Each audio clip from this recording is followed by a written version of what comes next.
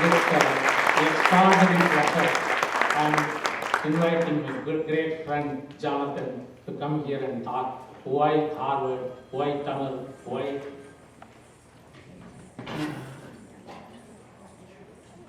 அன்பிற்குரியவர்களே, அனைவருக்கும் மாலை வணக்கம். எப்படி இருக்கீங்க? நல்லா இருக்கீங்களா? சமோசா சாப்பிட்டீங்களா? I'm going to speak in English, so I'm getting a little Tamil out before I start. Greetings, everyone. My name is Jonathan Ripley, and I teach Tamil at Harvard University. Thank you all very much for coming, and thank you, Dr. Sambandam, for inviting me to speak today. I'm so happy to be speaking about Tamil in Providence, my birthplace, and the land of many of my ancestors. In Tamil, the word for this is Sondaur. So Providence is my Sondaur. And this is kind of crazy for me because at one time in my life, Providence and my Sondaur and Tamil felt like so far apart from each other. But now here I am in Providence speaking about Tamil. In my opinion, Tamil language and literature are among the world's most valuable treasures. But despite this fact, Tamil remains underappreciated and understudied. Today, I'm going to speak with you about this wonderful language and some of the ways that it has captivated my heart since I graduated from college 20 years ago. I will give a brief overview of the language and its key characteristics. I'll speak about some specific examples from modern Tamil to give you a sense for the spirit of the language, and I will conclude with some comments about the importance of instituting a Tamil professorship or chair at Harvard University. I began studying Tamil when a 2-year fellowship took me to India after college. At the time, my grandmother, who lived in Providence, was not very happy. She couldn't understand why I wanted to go to India. She used to say, "Why can't you study French or Italian instead? Why do you have to study Tamil?" Despite her misgivings, my experience in India marked a turning point in my life, and I've been connected to Tamil in some capacity ever since. Let me start by laying out some of Tamil's defining characteristics. It is spoken by over 70 million people worldwide, and to give you a sense of scale, this is more than the number of people who speak Italian, and just behind the number of people who speak French, Korean, and Vietnamese. It has official language status in the Indian state of Tamil Nadu, as well as in Sri Lanka and Singapore. Its writing system is syllabic, consisting of 12 vowels, 8 consonants, and 247 possible letter combinations. Tamil is diglossic, which means that its written form is very different from the language that people speak on a day-to-day basis. And Tamil has an uninterrupted connection to a classical past with a vast literary corpus. And all of these are very important details, but they're only part of the story. This is because Tamil language is inextricably linked to a set of cultural practices and values that have been evolving for a very long time. Tamil has a spirit that is much more than grammar, vocabulary, and syntax. Tamil language and literature embody wisdom about how to live meaningfully in the world, providing insight into a wide spectrum of topics, including spirituality, science, ethics, and love. I first lived in Tamil Nadu after college.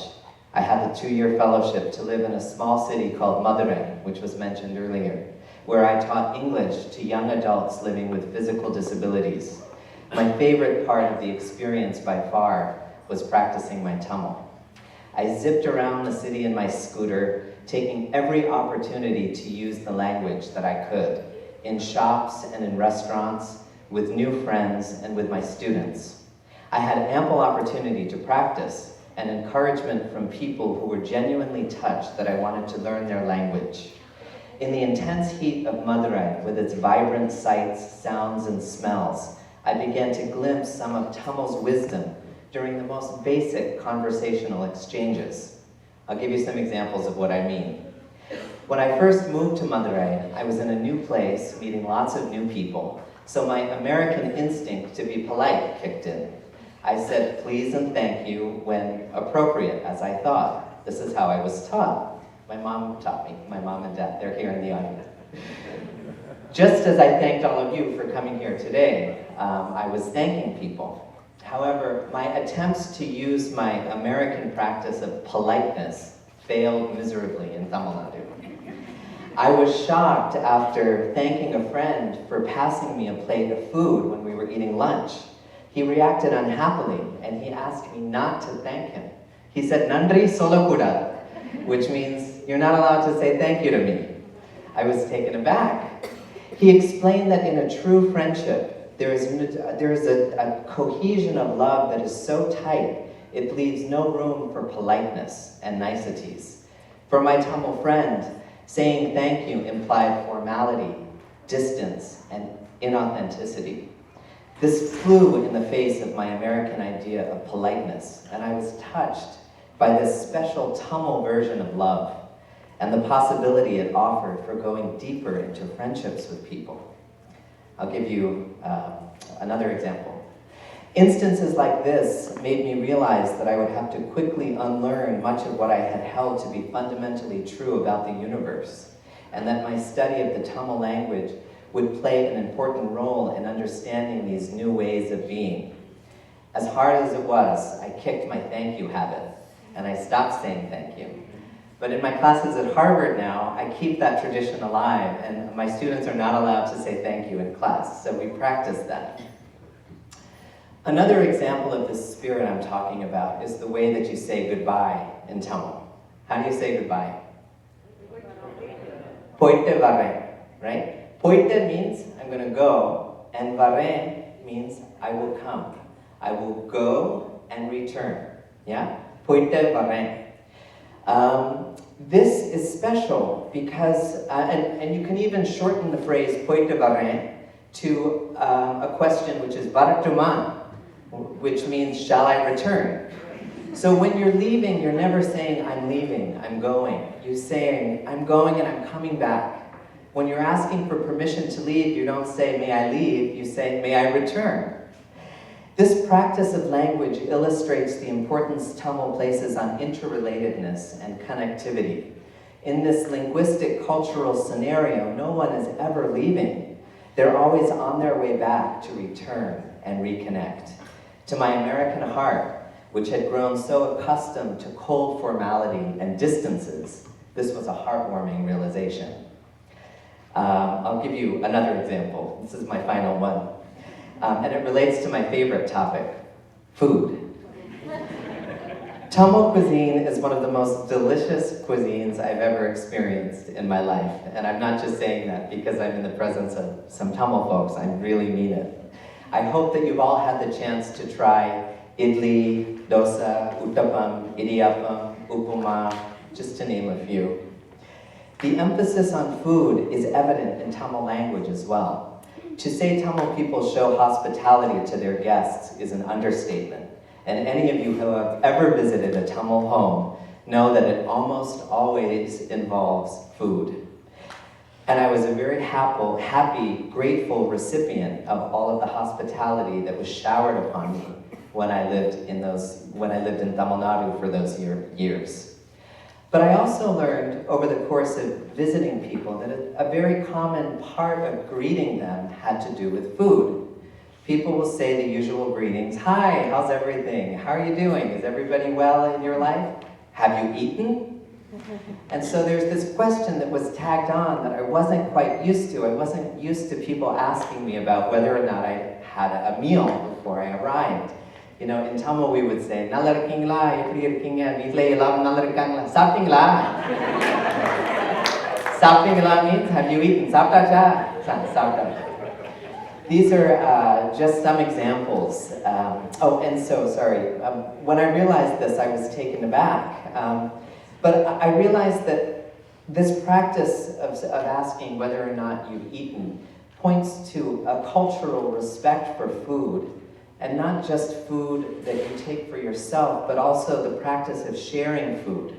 Because implicit in the question, have you eaten, is the message, if you haven't eaten, I will feed you. These are just some examples of what struck me about the Tamil language.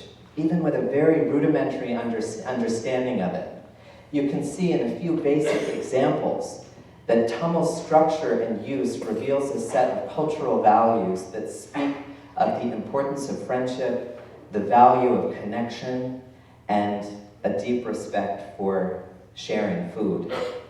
As my language skills improved, I began to read Tamil literature, for which I have since developed a deep appreciation. It is a veritable treasure trove, although it is underappreciated and understudied. There are all kinds of literature in the Tamil corpus, including love poetry, war poetry, treatises on ethics and morality, epics, grammatical treatises, devotional poetry, drama, as well as contemporary Tamil fiction. It's like an ocean, but it's untapped. To give you a taste, I'll share some of the classical love poetry with you that is over 2,000 years old. You will see, or you'll hear, that it maintains relevance today. Listen to this first love poem from the Sangam period of Tamil literature, in which a woman expresses the grief she feels after separating from her love. The poem, What She Said. The still drone of the time past midnight, all words put out, men are sunk into the sweetness of sleep. Even the far-flung world has put aside its rages for sleep. Only I am awake. And another poem in the voice of the male lover, which speaks about his pining for his female lover. What he said, to touch her, that mountain girl, like a doe, sad-eyed, gentle, cut off by archers from the herd in deep forests, with wild whistles and a hail of stones, and now she stands and watches as the brothers of my beloved pull the long blood-stained arrowhead shaped like her eyes, limbed in coal, under the black and fragrant hair from the living heart of the wild stag. Will I ever touch her again? Despite their age, these poems hum with relevance, beauty, and freshness that we can relate to even today. With these poems, I'll return to the topic of the study of classical Tamil and the Harvard Tamil Chair, and I'll finish my comments with this. In the context of academia, the classics have traditionally referred to Greek and Latin literature. Over time, with the diversification of the range of subjects and regions studied in the world, other languages were included in the classical corpus, languages such as Chinese, Persian, and Sanskrit. Tamil, for some reason, has been systematically excluded. This is true even in Tamil Nadu. In fact, Tamil was only just recognized as a classical language by the government of India in 2004. In India, English departments in colleges and universities are flashy, with high enrollments and students driving around on fancy motorcycles. But unfortunately, the Tamil departments are often dilapidated, and they have much fewer students. The same can be said of American academia.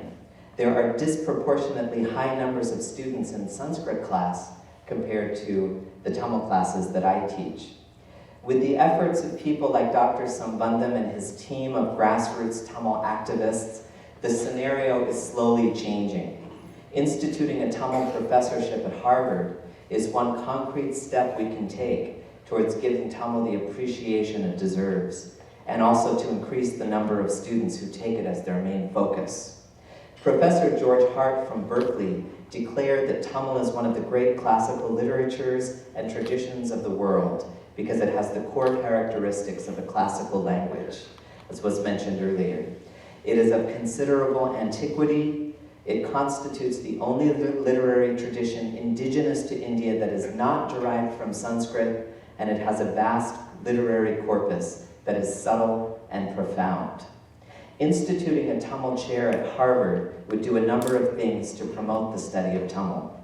It would promote Tamil-related research and study at one of the premier institutions of learning in American academia, increasing the number of scholars working on Tamil.